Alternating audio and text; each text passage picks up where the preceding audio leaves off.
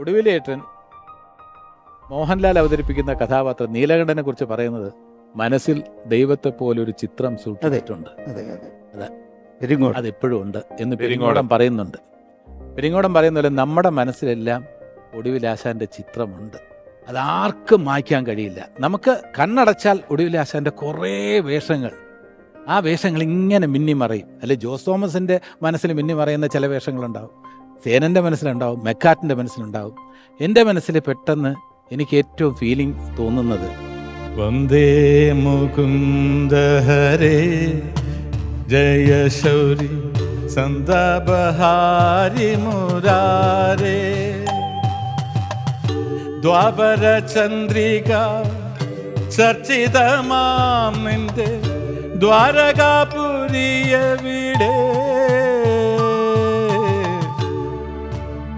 വേറെ ഒന്നും പറയാനില്ല. ആശാനെ, ആശാൻ മുകളിലിരുന്നതൊക്കെ കാണുന്നുണ്ട്. ആശാൻ എന്തൊക്കെ സംഭാവന നൽകിയിട്ടുണ്ട്. സംഗീതത്തെക്കുറിച്ചാണ് ഇവിടെ തുടങ്ങിയത്, ഇല്ലേ? അല്ല, ഞാൻ കൃത്യം ഇപ്പം രാജസേന സാറിന് ഒരു കച്ചേരിയുടെ കാര്യം പറഞ്ഞു, ഹാർമോണിയം എടുത്ത് രാത്രി പാടുന്ന കാര്യം പറഞ്ഞു, പാട്ട് പറഞ്ഞപ്പോഴാണ് ഞാൻ ജഗദീഷ് ചേട്ടനെ പറഞ്ഞത്. ഈ പാട്ട് കൃത്യമായിട്ട് അദ്ദേഹം അത്രയധികം പാട്ടിനെ ഇഷ്ടപ്പെട്ടിരുന്ന ഒരാളാണ്. പാട്ട് ഇപ്പൊ രാഗം ഉൾപ്പെടെ സംഗീതം ഇഷ്ടപ്പെടുന്ന ഒരുപാട് പേരുണ്ടാവും. സംഗീത ബോധം ഉണ്ടാവുക എന്ന് പറയുന്നത് മറ്റൊന്നാണ്, ഈ പറഞ്ഞ ഗണത്തിൽപ്പെട്ട ഒന്നല്ല. അതിപ്പം ഒരു മേളത്തിന്റെ ഒക്കെ ഒരാളുടെ ശരീരഭാഷ എൻ്റെ ഒരു ഓർമ്മയിൽ ഇപ്പം തൂവൽ കൊട്ടാരം എന്ന് പറയുന്ന സിനിമയിലെ ഒരു രംഗം ഞാൻ ഓർക്കുകയാണ്. കാരണം മഞ്ജു വാര്യരുടെ അച്ഛനാണ് മുരളിയേട്ടൻ, സുകന്യയുടെ അച്ഛനാണ് ഒടുവിലേട്ടൻ. അപ്പം ആ സിനിമയില് ഈ മഞ്ജു വാര്യർക്ക് വേണ്ടി ജയറാമേട്ടനെ ഒരു പാറപ്പുറത്ത് കൊണ്ട് നിർത്തിയിട്ട് കുറെ നേരം മുരളിയേട്ടൻ ഒരു വലിയ ഡയലോഗ് പറഞ്ഞ ശേഷം സെന്റിമെന്റ്സ് ആയിട്ട് ഇതൊരു അച്ഛന്റെ അപേക്ഷയാണ്, സുകന്യ മാറിക്കൊടുക്കണം എന്ന് പറയുന്ന സീനാണ്. അച്ഛന്റെ അപേക്ഷയാണെന്ന് പറയുമ്പോൾ ഞാനും ഒരു അച്ഛനാണെന്ന് തമ്പുരാൻ ഓർക്കണം, ഒരൊറ്റ വരിയാണ് ഒടുവിൽ ഉണ്ണികൃഷ്ണൻ സാർ തിരിച്ചു പറയുന്നത്. അതിനുശേഷം ഈ ദുഃഖം ഒരു അമ്പലത്തിന് മുന്നിൽ നിന്ന് ചെണ്ട അടിക്കുന്ന ഒരു സീന്, ഡയലോഗുകളില്ല, വേറെ റീ റെക്കോർഡിങ്ങില്ല, അദ്ദേഹം ഒറ്റയ്ക്ക് നിന്ന് കൊട്ടുന്ന ഒരു സീനുണ്ട്.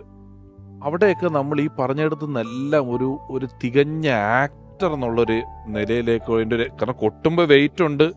ഈ ഇതിനെല്ലാം ചെയ്യുന്ന സീനുകൾ നമ്മൾ കണ്ടിട്ടുള്ളതാണ് അദ്ദേഹത്തിന്റെ. ഞാനിപ്പോ പറഞ്ഞപ്പം അല്ല, അത് പറയുമ്പോ ഇത് കണ്ട അവാർഡ് കമ്മിറ്റി എങ്ങനെ അവാർഡ് കൊടുക്കാതിരിക്കും? അതുകൊണ്ടാണ് കേരള സംസ്ഥാന ഗവൺമെന്റിന്റെ മികച്ച സപ്പോർട്ടിംഗ് ആക്ടർ എന്നുള്ള അവാർഡ് തൂവൽ കൊട്ടാരത്തിലെ ഈ പെർഫോമൻസിന് കിട്ടിയ കഥാപാത്രത്തിന് കിട്ടുന്നത്.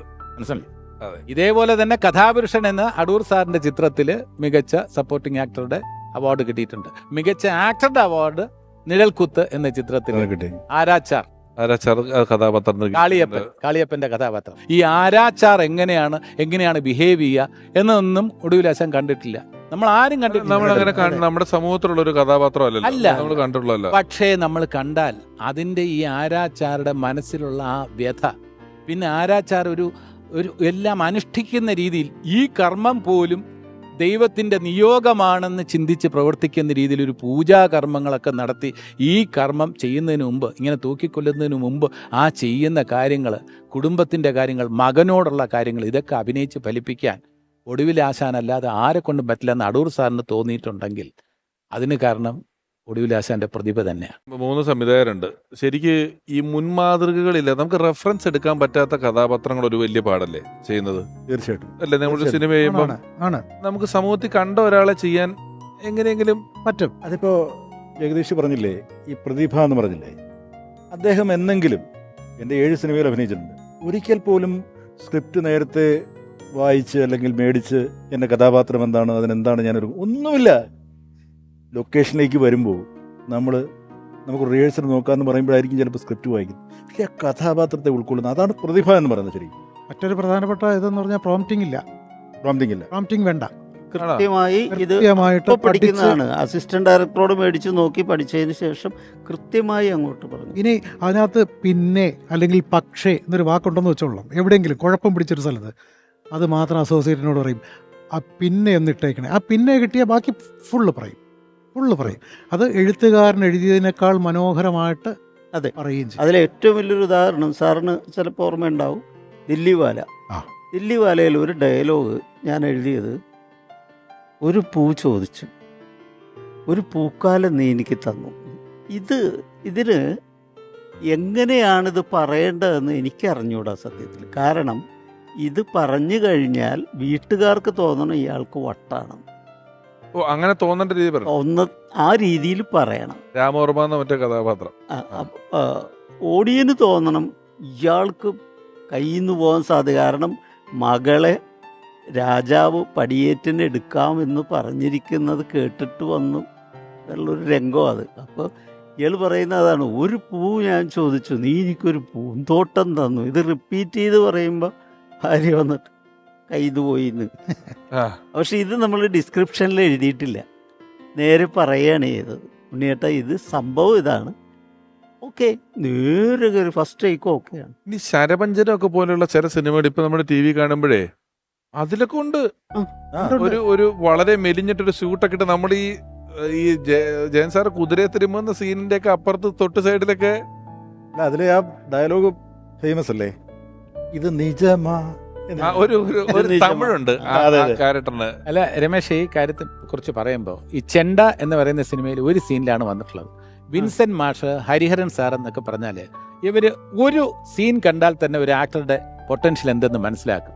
വിൻസെന്റ് സാർ ഒരുപാട് പടത്തിൽ റിപ്പീറ്റ് ചെയ്തിട്ടുണ്ട് ഒടുവിലാശാനെ. ഹരിഹരൻ സാറിന്റെ ഒട്ടുമുക്കാൽ പടങ്ങളിലുണ്ട് വന്നിട്ടുണ്ട്. ഒരിക്കൽ ഒടുവിലാശാനെ ഇട്ടാൽ ഇപ്പൊ സേനൻ തുടരെ റിപ്പീറ്റ് ചെയ്തു. തോമസിന്റെ എത്രയോ പടങ്ങളിലുണ്ട്, റാഫി മെക്കാട്ടിൻ ചിത്രങ്ങളിൽ ഒടുവിലാശൻ, സത്യനന്ദിക്കാട് ചിത്രങ്ങളിൽ.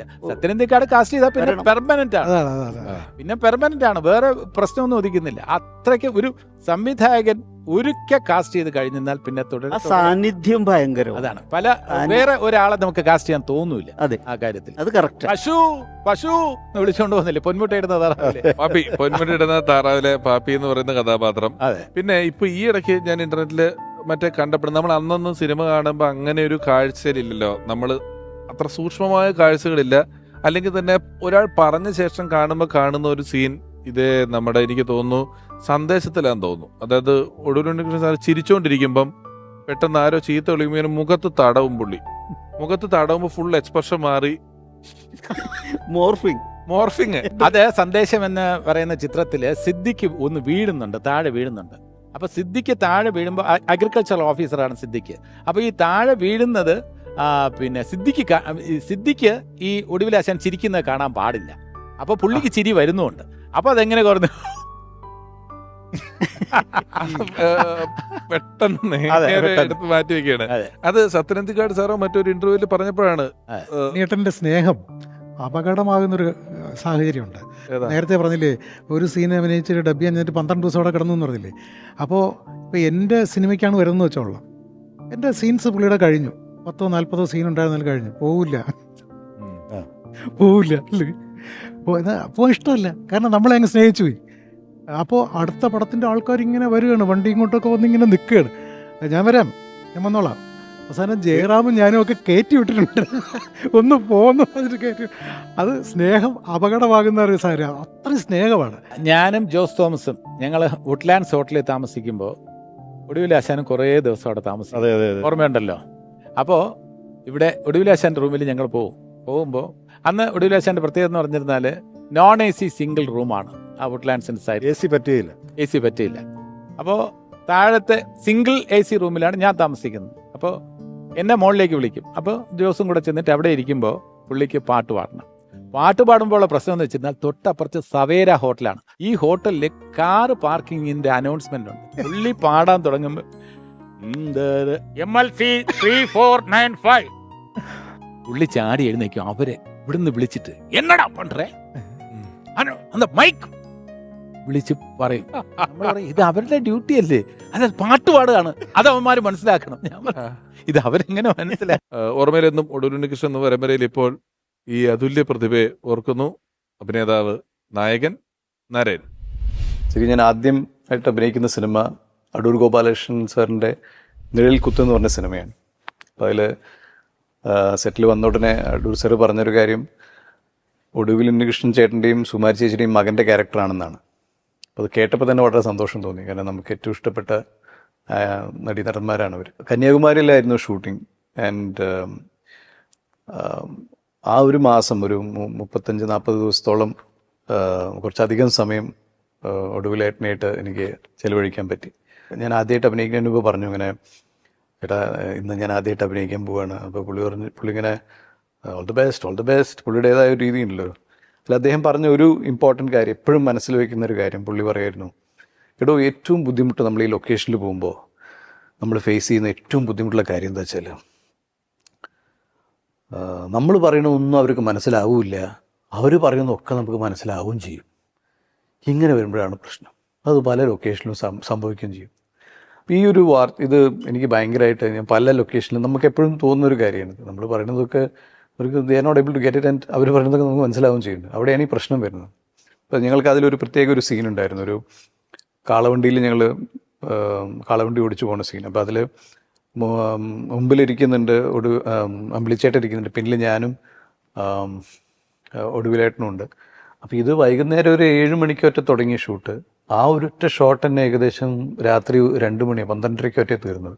അപ്പോൾ ഓരോ തവണ, കാരണം അത് കുറേ പ്രാക്ടിക്കലി ബുദ്ധിമുട്ടായിരുന്നു ആ ഷോട്ട്. ഈ കാളയുടേതായ പ്രശ്നങ്ങളും ഉണ്ടായിരുന്നു, വണ്ടിക്ക് അതിൻ്റേതായ പ്രശ്നങ്ങളുണ്ടായിരുന്നു, ലൈറ്റിങ്ങിൻ്റെ ഇഷ്യൂസും. പിന്നെ അപ്പോൾ ഓരോ തവണ ഷോട്ട് കഴിയുമ്പോഴും നമുക്ക് കേൾക്കാം ഈ വീണ്ടും 1 more അല്ലെങ്കിൽ എന്തെങ്കിലും പ്രശ്നം വരുമ്പോൾ ഒടുവിലേട്ടൻ്റെ സ്ഥിരം മാനറിസംസ് ഉണ്ടല്ലോ, ഈ ഹൈ ഓ ഈ ശബ്ദങ്ങൾ ഇങ്ങനെ ഇടയ്ക്കിടയ്ക്ക്, അതിങ്ങനെ ഫുൾ ടൈം ലൈക്ക് കൂടെ നിന്നുകൊണ്ടാണോ എന്നറിയില്ല, ലൈക്ക് അത് ഭയങ്കര ക്യൂട്ടായിട്ട് തോന്നിയിരുന്നു.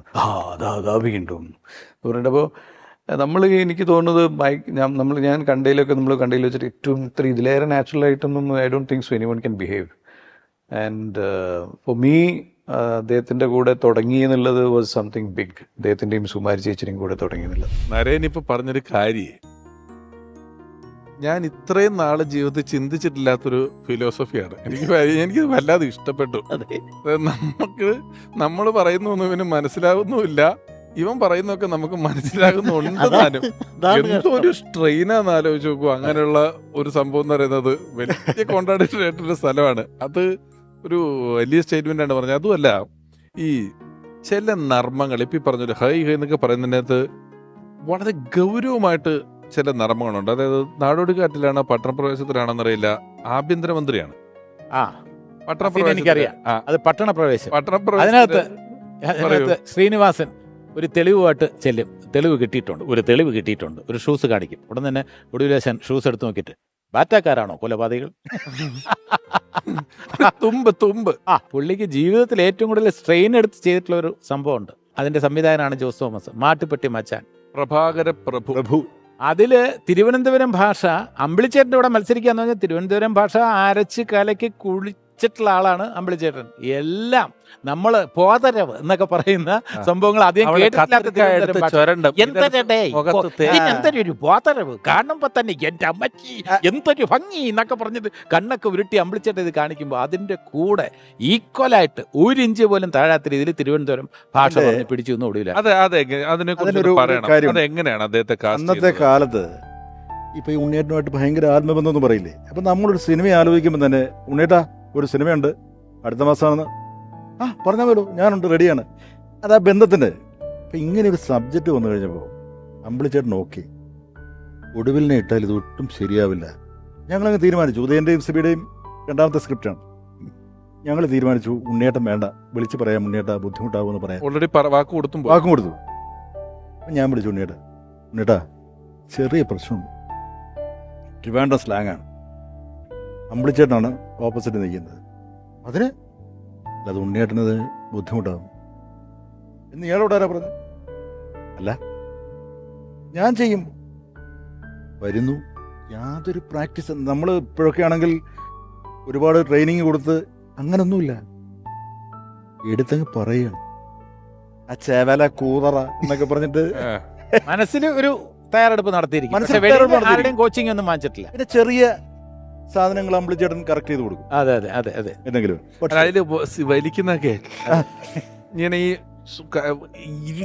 ഈ സിഗരറ്റ് വലിക്കുക, ഇത് സഫാരി സൂട്ടും കൂളിംഗ് ഗ്ലാസും ഒക്കെ ഇട്ടിട്ട് അച്ഛൻ്റെ പേര് അച്ഛൻ്റെ നസീറിനോട് ചോദിക്കുന്നു. ഉണ്ടോ? അയ്യോ, അത് ഇപ്പൊ ജോഷിനെ പറഞ്ഞപ്പോൾ ആ ക്യാരക്ടർ പെട്ടെന്ന് നമ്മൾ ഒരു രീതിയിൽ കാസ്റ്റ് ചെയ്യുന്ന ഒരാളും ചിന്തിക്കാത്ത ഒരു ക്യാരക്ടറാണ് അദ്ദേഹത്തിന്. അത്രയും തിരുവനന്തപുരം ഭാഷ പറയുന്ന വേഷം. അവിടെയാണ് ആദ്യം പറഞ്ഞ പ്രതിഭയുടെ കാര്യം എന്ന് പറയുന്നത്. അതെ, ഒരു തികഞ്ഞ ആർട്ടിസ്റ്റാണ്. ഇപ്പം നമ്മൾ നേരത്തെ പഴയ വിൻസെന്റ് മാഷിന്റെ പടത്തിലൊക്കെ പറഞ്ഞിട്ടുണ്ട്, ആ സിനിമകളൊക്കെ നോക്കുമ്പോൾ അന്നത്തെ കാലത്ത് നാടകത്തിൽ നിന്ന് വന്ന ഒരു നടനാണ്. പക്ഷെ എന്തെങ്കിലും ഒരു നാടകത്തിന്റെ അംശം സ്ക്രീനിൽ കാണിച്ചിട്ടുണ്ട്. അത് വരത്തില്ല അവിടെ. വളരെ നാച്ചുറലായിട്ട് അഭിനയിക്കുന്ന, ജസ്റ്റ് ബിഹേവ് ചെയ്യുള്ളൂ. നാടകത്തിൽ എന്ന് പറഞ്ഞാൽ പക്ക കമേഴ്സ്യൽ നാടകം. കലാനിലയത്തിൽ yes, yes. 4 വർഷം അഭിനയിച്ചിട്ടാണ് പിന്നീട് KPSC വരുന്നത്. അതെ അതെ KPSC കുറച്ചു കാലം, അതിനുശേഷമാണ് സിനിമയിലോട്ട്.